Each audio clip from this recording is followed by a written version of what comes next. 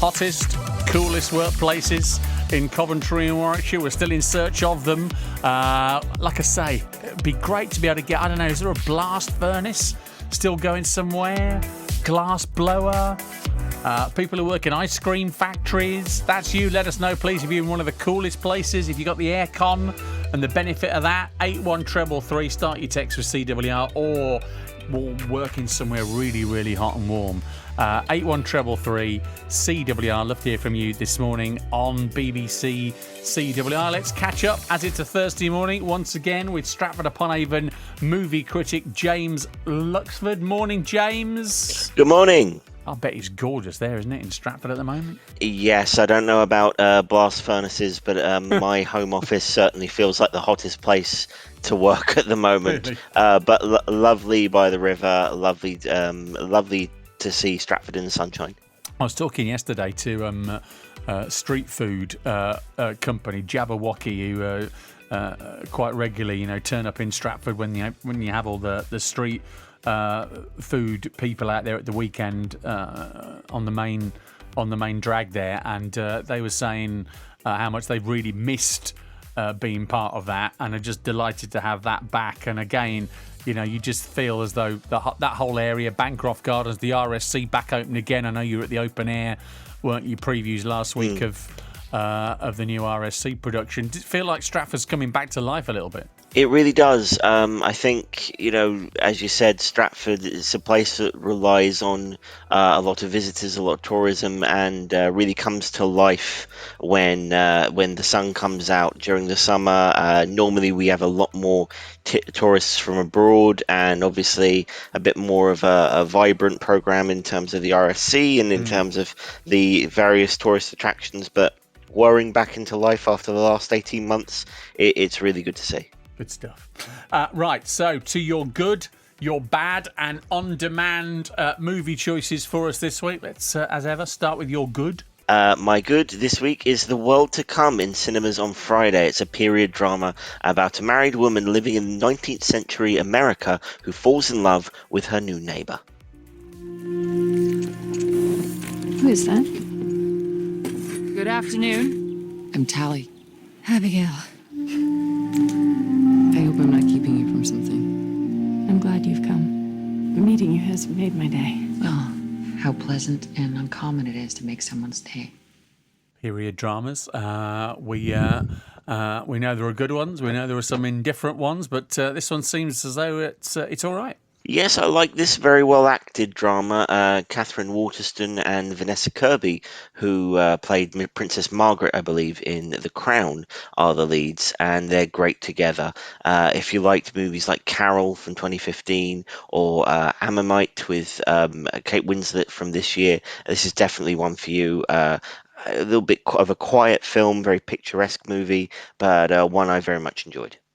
Good stuff. To your bad selection this week, and this grieves me that this is bad, because I am such a huge fan of the original, which starred Michael Jordan, of course, but the new Space Jam, not so good by the looks of this, James.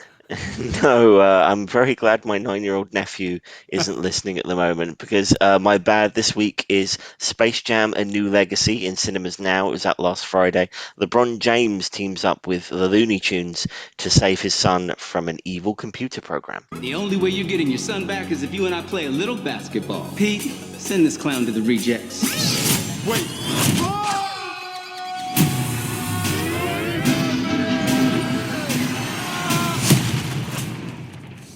What is this? Ah! I'm a cartoon? What's up, Doc? Again, I've only seen the trailers, James. You've seen the actual movie, but to me, from the trailers, it was like they've just rehashed the whole original Space Jam and taken Michael Jordan out and plonked LeBron James in it. Is it any different to that? at all?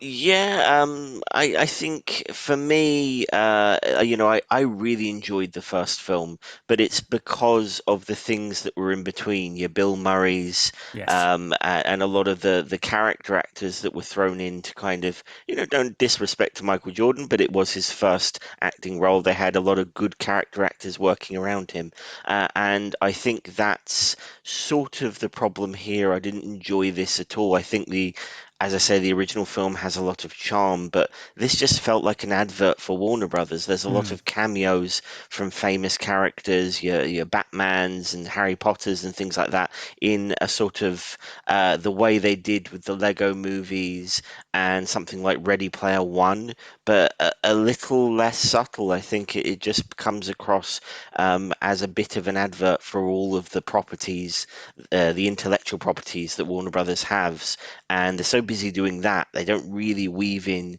a compelling story, even for something like a family film, which let's face it, is a little more about the antics, about the comedy, than it is about sort of a nuanced plot. But for me, I think particularly as this is launched on HBO Max in the US, it feels very much like an advert for what you can find on that service rather than a film in its own right. Space Jam: A New Legacy out in cinemas now. That's your bad. What's your on demand for us this week? On iPlayer now, it's Dunkirk, Christopher Nolan's war movie starring Tom Hardy, Kenneth Branagh, and Cillian Murphy as men at various positions during the retreat from Dunkirk during World War II. The enemy tanks have stopped. Why? Why waste precious tanks when they can pick us off from the air like fish in a barrel? There are 400,000 men on this beach.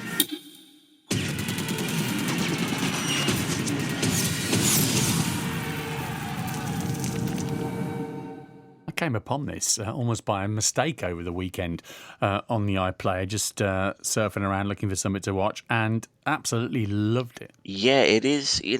Looking back, it's a really remarkable movie in terms of what it achieves by not being a sort of your average war movie, your average blockbuster. I love the tension that it builds and really the sense of bravery that these people had. Not only the soldiers on the beach, but the boats that came across the channel to rescue them. I've watched this with people who have had grandparents and distant relatives at the actual Dunkirk retreat, and it's a very emotional experience for them, and I think it's a very emotional experience to watch with the knowledge that this is relatively recent history within a generation or two, but apart from that, just a very well crafted work of cinema, I suppose. The Christopher Nolan movie Dunkirk is available on the BBC iPlayer for you to go and see. Highly recommended. James, always appreciate your time. Thank you so much, and hopefully enjoying the sunshine while we've still got it, and looking forward to cooling down a little bit over the weekend, hopefully. Absolutely, thank you. James Luxford, our movie critic from Stratford-upon-Avon, and their movie suggestions, good, bad, and otherwise, for you on BBC CWR this morning. 25 years ago,